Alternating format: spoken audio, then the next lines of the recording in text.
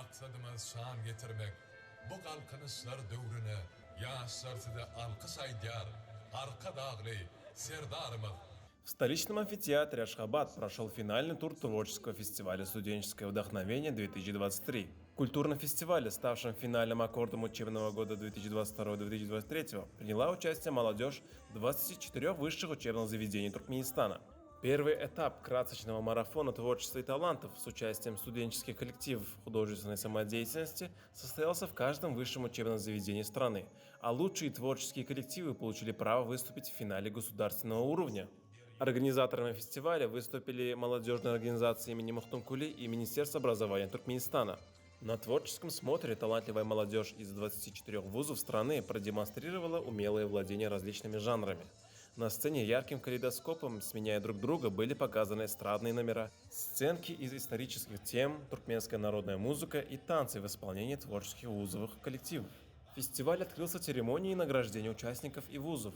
Им были торжественно вручены награды и подарки от имени президента Туркменистана и благодарственные грамоты Центрального совета молодежной организации имени Мухтумкули и Министерства образования Туркменистана. Затем праздничное мероприятие продолжилось выступлением участников фестиваля, зажигательными танцами, художественным чтением, фольклорными постановками и литературно-музыкальными композициями студентов.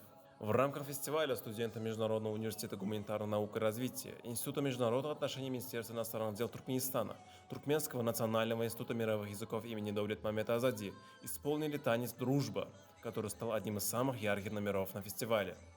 Студенты исполнили русские, арабские, итальянские, азербайджанские и индийские национальные танцы, наряженные в национальные костюмы этих народов.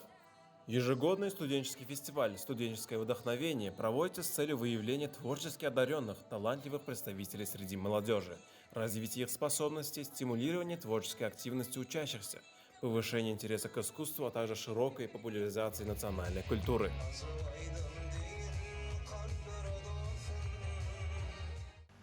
Coşkun 2023 festivalında men Rus halkının milli tansı olan Kalinka tansını yerine yatırdım. Biz yaşlara okumağı, öğrenmeyi, döretmeyi, giyin mümkünçülükleri döretip berýän gahryman arka dağımızın, arka dağlı serdarımızın jalları sağ tutyan tutumlu işleri